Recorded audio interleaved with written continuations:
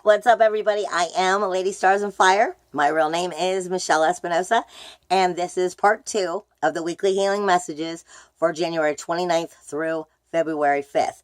This is the astrology. If you missed part 1, please go back and watch part 1 because I was giving all of the information in part 1 from the guidance we're getting from Spirit itself. Jesus came through and had some messages. We had Ra came through from the Egyptian gods. Athena, so much more. All was brought into the first healing messages video, but I did not have time to do the astrology, as well as the runes are in the first video. But this is specifically astrology. I might pinpoint some of those areas back. However, this is such a big week, even in astrology, without the spirit guidance alone. The spirit guidance helps you to understand some of that information as we work through what the astrology is giving us. Now, we have the lunar eclipse this week. In the middle of the week, on January 31st, in Leo. Now, it's a lunar eclipse and a full moon in Leo. Right there speaks to you of drama. Fire, passion, energy, drama. It also speaks to us about the lion and the creative energy that's coming from the lion within that universal 5th house, which also speaks to us of service. So that energy is going to be spinning this week. Creativity for yourself, creativity for how you bring service to the world as well, while you are still helping yourself to find joy in life and still be creative and in service. Now, like I said, you've got the full moon, the eclipse, all happening in Leo on the middle of the week, Wednesday on the 31st. The very same day, Mercury is moving into Aquarius, straight across the skies from this energy. Straight across the skies. So you're coming into Aquarius energies of the sun and Venus a little bit, but mainly the sun, Venus, and Mercury is going to be entering that energy, which is in opposition. And Aquarius is the rebel within. It's where you have the balls to all of a sudden get up and take on City Hall. That's the Aquarius energy. I like to call the Aquarius energy the fireworks. So when you enter Mercury in on the very same day as the eclipse, we're also entering the communication, and we could be entering word vomit. This is all free will. You have that choice to choose how you use your words. And I say word vomit because sometimes it's not necessarily bad words, but I call it word vomit when sometimes that stuff that you necessarily wouldn't normally say just starts flying right out of your mouth. That's when I say word vomit. The point is, sometimes these things are coming out of our mouth quicker than we are actually controlling ourselves. This week, in the other video, had to do with a lot with self-mastery, controlling ourselves. So you want to make sure Spirit had taken my head and turned it away from ego. And I'm going to be honest, not ego, turn it away from drama. I'm going to be honest, the drama is going to be there. However, that all depends on if you choose to be part of the drama. That's what I mean by Spirit taking my head and turning it away. Is it's up to you. That's a free will choice. If you're going to be in the drama, make sure that you're standing strong, firm, and that you're unstoppable, unmovable, because if you're going to put yourself in that position and fight that battle, you want to make sure that you're fighting a battle that you know you can back up this week or turn away, because it's not the right time for you to be fighting it if that's the situation. We also have, I can never pronounce this holiday. I always call it Imbolc, but it's Imbolc, actually, I believe. And that happens typically on February 1st and 2nd, which is the reminder that spring is coming. It's the promise that spring is rebirthing. The promise that Mother Earth is rebirthing. The promise that the warmth and the springtime itself is coming. It also deals with St. Bridget, for those who deal with that holiday and the stuff along that mythology and spiritual energy for is usually seen as a Celtic or a Druid holiday. So, but that is coming this week as well. And then we have 222. Now let me get to you on that one. We're moving into February. February is the second month. We also have the second day of the month within this week, and this is a 2-year, 222, which also then equals 6, which speaks to us of earthly matters, of being positive and letting go of fear. But you can always go back and look into the numbers themselves. That's just the additional information I'm going to give you. Positive energy this week with the astrology is we have a T-square that's not going to change all week. It's going to be, I mean, it's like as the planets are moving, they're all moving at the same pace, so to speak. So that T-square is never going to change this week. And that is Scorpio with Jupiter. That is a water sign, and that is your universal 7th house. This deals with our relationships themselves. Scorpio deals with the mystery and the magic within them, the fertile energy within them, the rebirthing within them, the birth, death, and rebirthing within them. So Scorpio has its own intense magic to it, basically. It's a water sign. It also has healing within it, but it also can be very emotional. And we're talking about Jupiter here. Jupiter is the higher knowledge, the higher abundance, it's abundance, knowledge, and growth in general. And it's in that universal 7th house of dealing with relationships. It is speaking with Leo, where the moon will be there in the middle of the week for that eclipse and that full moon.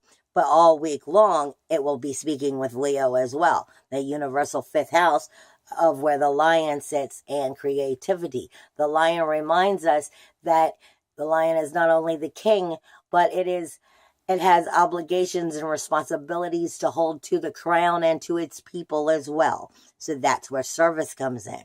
It's about enjoying life, but also being creative enough to enjoy it well and still be in service of others. So you got Jupiter speaking to Leo, and Jupiter and Scorpio speaking to Leo, bringing in the fire. But that also means we're speaking to the North Node. The North Node is always trying to teach you what it is you need to learn in order to move forward. And it's in that 5th house of Leo.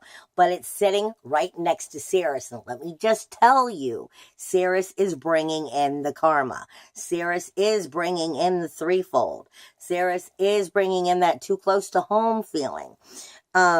Ceres is about nurturing. It's Mother Earth is what it's seen as. Ceres is seen as Mother Earth and the nurturing, or it shows us where the lack of nurturing is, such as child support, child neglect, child care, because it brings in that mothering effect, the parenting effect. Or you may be dealing with issues from your past that you're now acknowledging as an adult within the lack of that nurturing. Or are you following the same routine? Are you learning to break routines and be better than what maybe has been done to you? Are you nurturing properly? Ceres is going to bring in that karma, bring in that threefold theory, bring in the cause and effect that goes with that full moon, that eclipse, and the North Node of learning what you need to learn in order to move forward in life. Now, again, Jupiter, Scorpio, North Node, Ceres, the moon in the middle of the week with the eclipse, Leo, and then all of that is talking to Aquarius, the fireworks. Aquarius is where, like I said, is the rebel within, where the rebel comes out, and that's the universal 10th house, which is the community. It's your groups, your teams, your goals, your memberships. It's the outer community, how you're seen within them, because we're also speaking to the sun in here, and it is speaking to Venus as well about the sensitivities. So this is going to bring to you, an abundance within this energy, and it's going to build up in the middle of the week and pop, because that's where the eclipse is going to take place. The full moon always brings out the energies that need to be changed, let go, and released so that the positives can then be corrected and made right so that we can move forward. The eclipse is going to bring that out like a slap upside the head. I'm sorry, but it's going to bring that up seriously. So those energies are going to be somewhat of doing this as it comes around, and then the eclipse will hit and start to back it back out. But those energies are still going to be there. It's trying to force that proper change because we are talking about the center of that T-square is Sirius and the North Node where the moon will be. Like I said, you've got your core energy, your sensitivity, your universal community. You've got your creativity and relationships all being brought in because, trust me, the abundance from Jupiter is going to magnify in the middle of the week. Middle of the week is going to be everything. Everything is split right down the middle of this week, as if like we were thinking of Gemini. You have two sides to everything. So you want to make sure that you are spiritually seeing two sides to everything. You're looking at at the truth of the ego here, as well as the truth of the soul, before you open that mouth and start talking. Like I said, because that's where Mercury is also going to move on the day of the eclipse.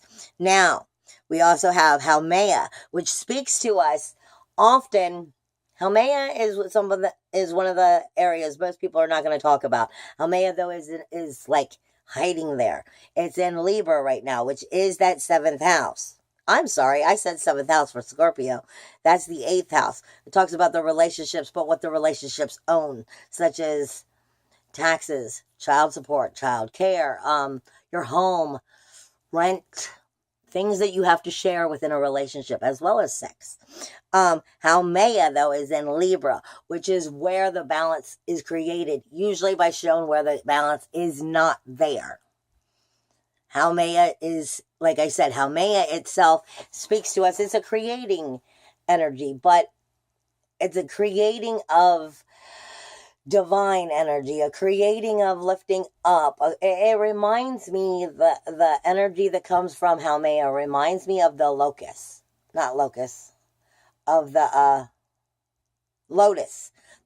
flower. It reminds me of the lotus flower in the sense of it blooms up and is a beautiful flower, but it came from all of the mucky, murky water. It's the beauty that came up out of the shit, so to speak. Out of all of the dirt, all of the muck, all of the mess, the flower that finally blooms. Haumea speaks to us of that. It speaks to us of sifting through the shit that seems like it is within our life. The shit that is our life. Those lower vibrations that we don't like. It's talking to us of evolving. Okay? And Haumea is speaking in a trine in that positive energy to Aquarius's Venus and Juno. Juno is the sacrifice and the commitment it takes to make it so. The Venus is going to talk to you about the sensitivities that Haumea is bringing up to you. Why it is you like it, why it is you don't. Why it is that you're comfortable and you feel good with it. Why it is that you're not comfortable and you don't feel good with it. Like I say, Venus is not about love. Venus is about sensitivity and if you like it or not. If you can be charming and make it work for you.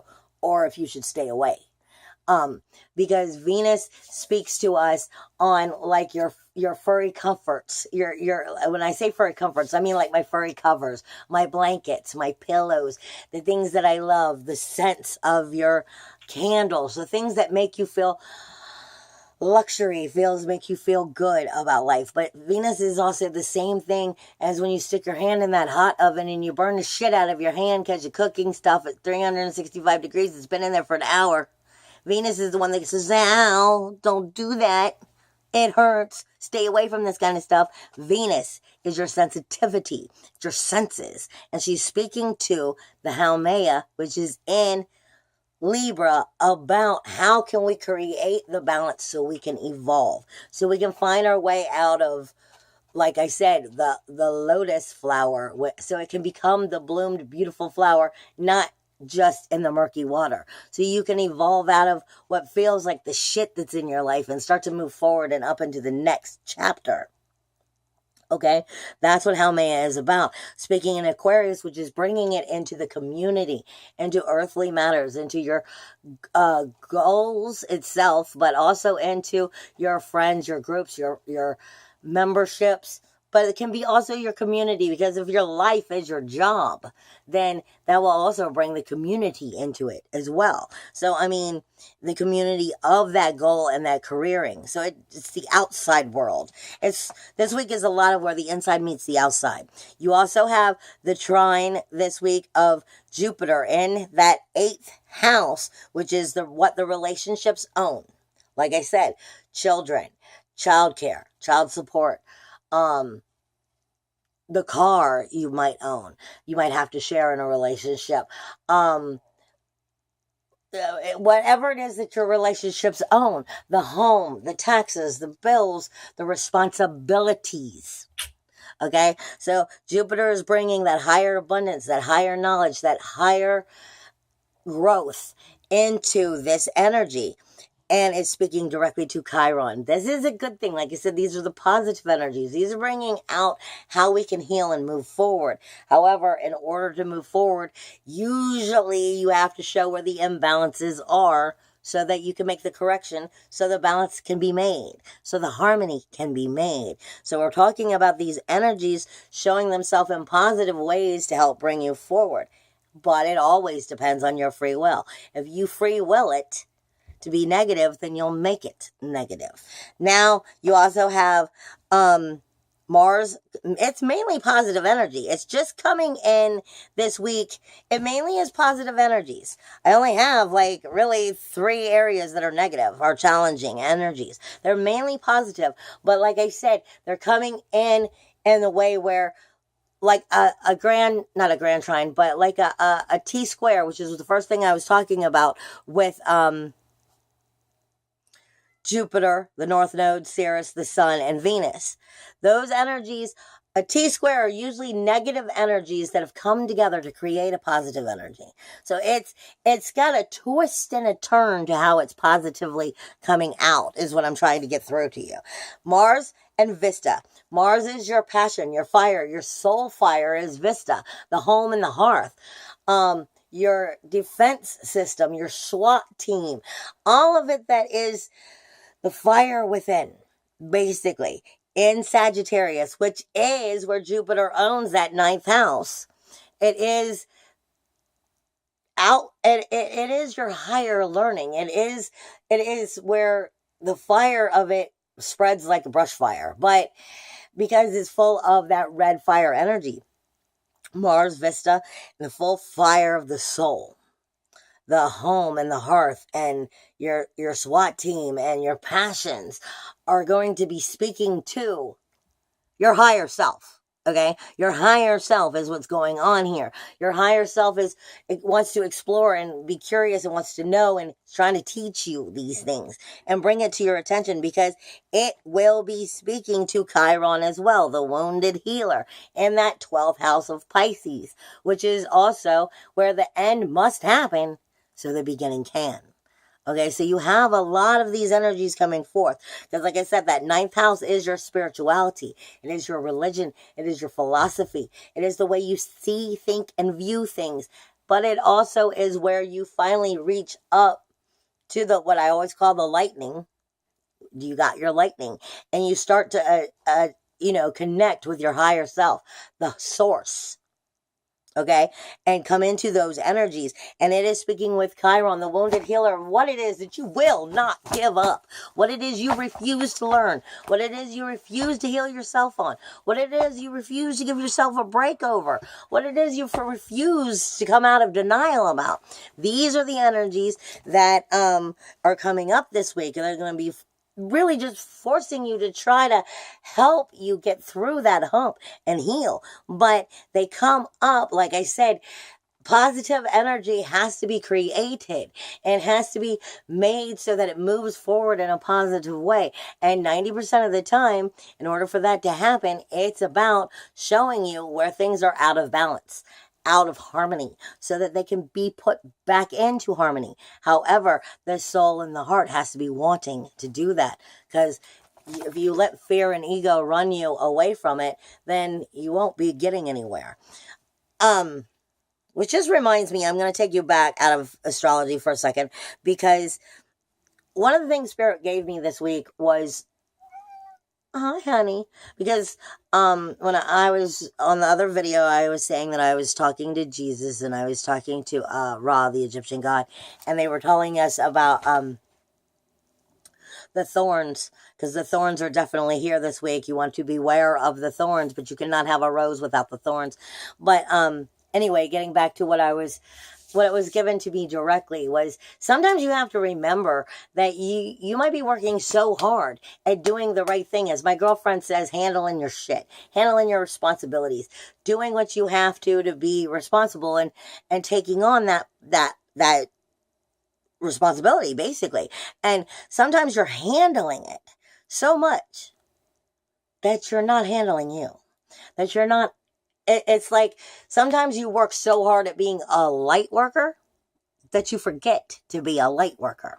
And my thing is what Spirit was showing me was like running down the path in the darkness, just running as fast as you can, trying to keep up and get everything sorted out and take care of it all, when you realized maybe you're running down the path the wrong way.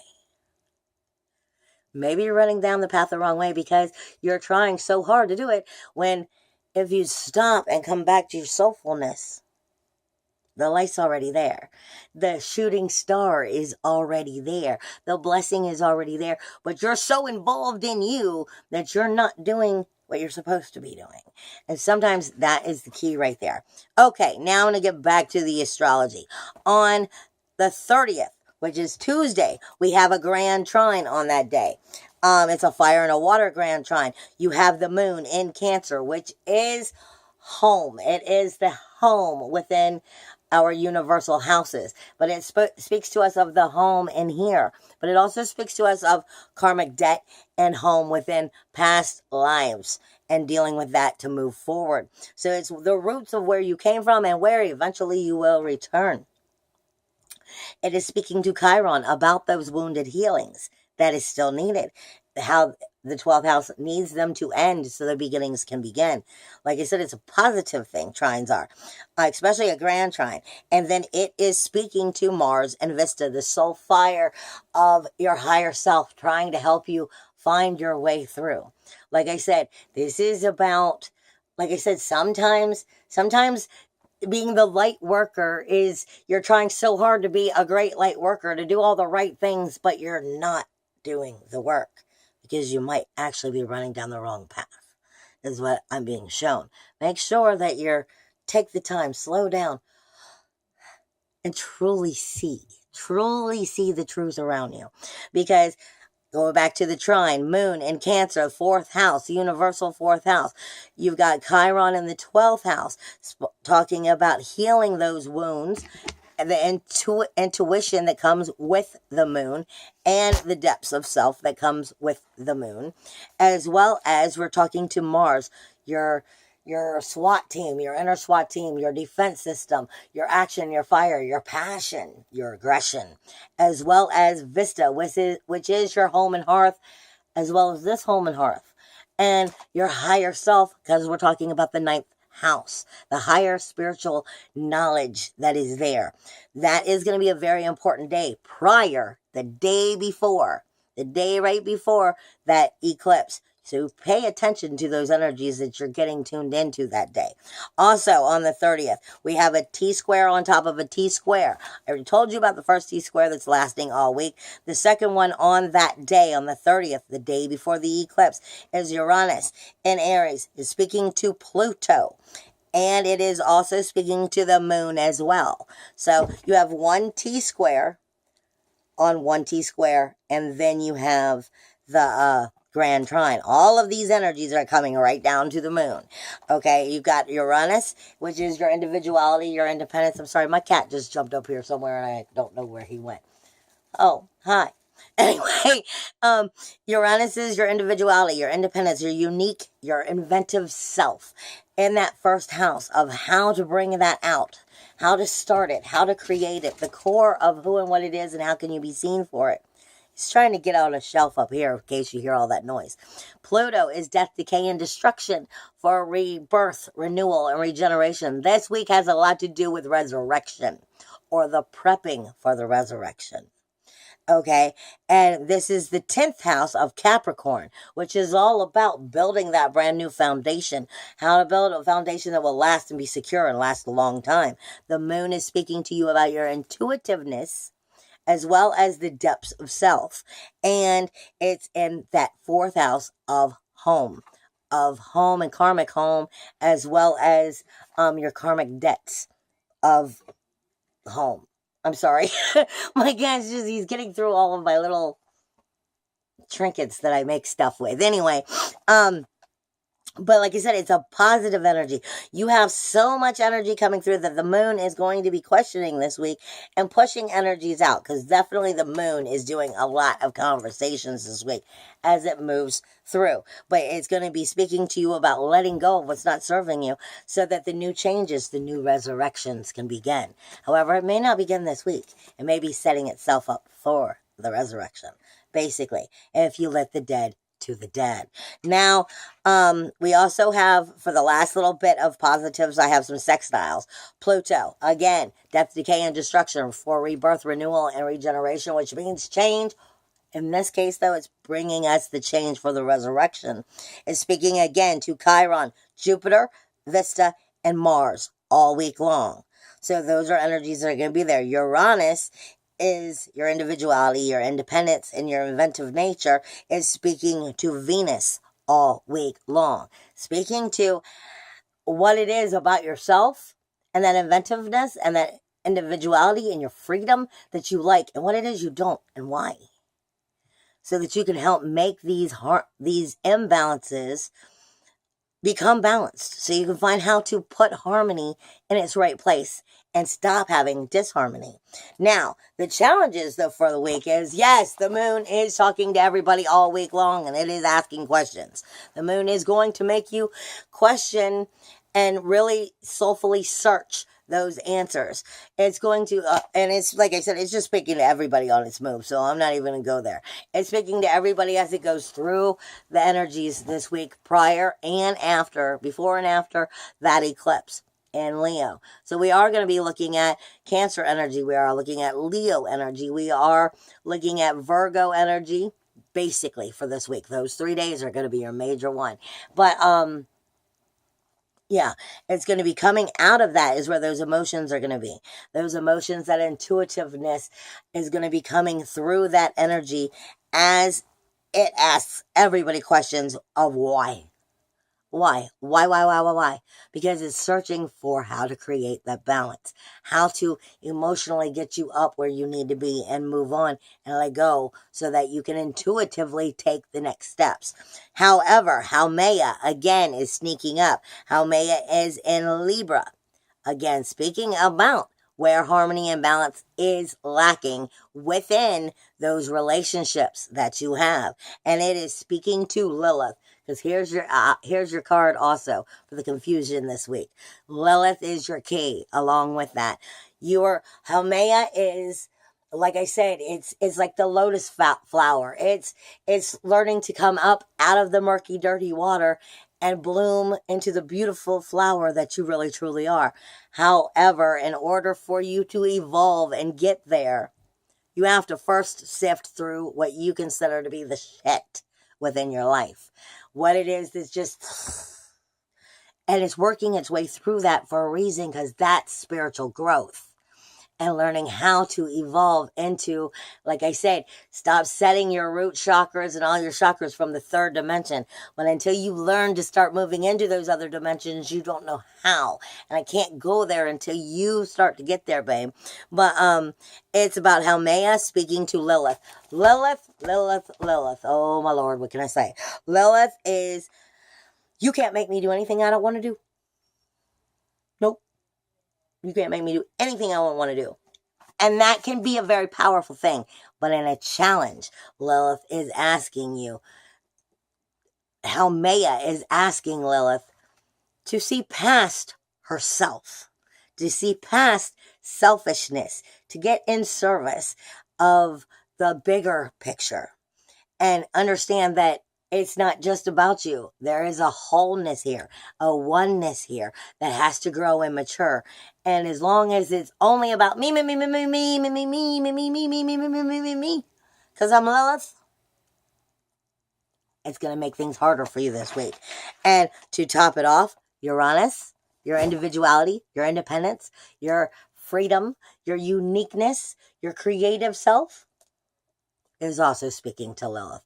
And Lilith is going to be pushing you this week to see if you're capable of overcoming ego or not. I love you. I send you so much love, so much love. I send you so much love and blessings, and I hope you have a wonderful week, and may you be blessed always. Bye.